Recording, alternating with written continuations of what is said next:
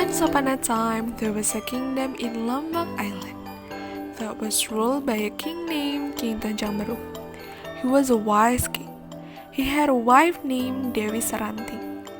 He also had a beautiful daughter named Princess Mandalika. It was said that she was the prettiest girl in the whole island. Everybody knew about her beauty and kindness, even the people from other kingdoms around the island. Everywhere you look, princes aspired to be her husband. They arrived one by one to make her an offer. Kindest characteristic Princess Mandalika, she detested bringing others down. She was therefore very perplexed when those princes come to propose to her. She didn't want to upset them, but she could not decide. She also wished to avoid being the catalyst for conflict. King Tanjang then organized a competition at Segar Kuta Beach to address the issue. He invited every prince to participate in an archery competition. The rule was straightforward. Princess Mandalika would marry the one who hit the goal exactly. Every participant gave it their all, one by one. There was no winner after a while. Because there was no winner, all the participants started to argue. They claimed to be the best. The argument was getting harder. Finally, they all were fighting. Soon the fighting got bigger. It was like a war because all the princes brought their soldiers in the archery competition. Princess Mandalika was really worried. She did not want the war to get bigger and hurt many people. A few minutes later, King Tonjang called his daughter soon after knowing the news on the war between neighboring kingdoms to get his daughter. Mandalika, I heard about a war competing to get your heart immediately broke up. Have it come to your ears? The king asked. Yes, I have heard it once, father, Princess Mandalika answered. What will you do to stop the war, Mandalika? The king asked. Pardon me, father.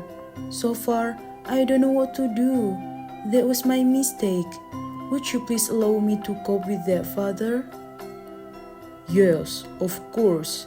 I think you know the best thing for this, and the best one for you. Alright, father. After all, let me accomplish asceticism, hoping that I will get the best solution for this. At last, Princess Mandalika had a thought. Days 20 and 10 of the Sasa calendar required her to gather the crowned princes and their people to Kuta Beach. Everyone needed to be at the beach before sunrise that particular day. That day, Kuta Beach became congested. A golden vehicle pulled by 4 guards pulled out to the spot shortly after sunrise. Mandalika was inside the carriage, resplendent in her regal, silken attire. The carriage came to a stop beside a large rock, and she moved away from it.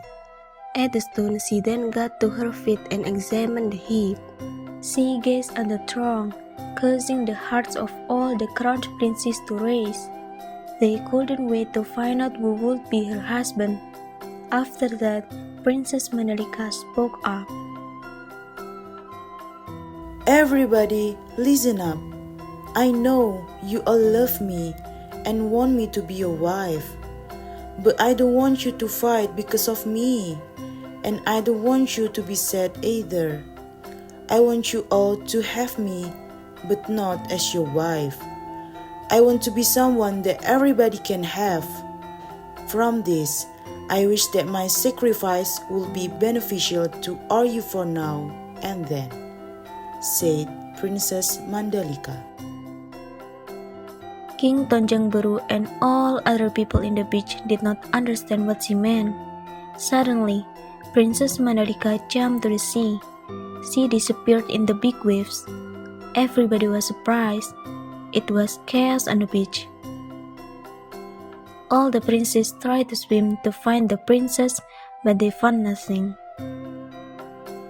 After several hours trying to search the princess, suddenly they found a lot of sea worms on the beach. King Tunjang Meru then realized that his daughter had returned as sea worms. The worms were then called Nyale.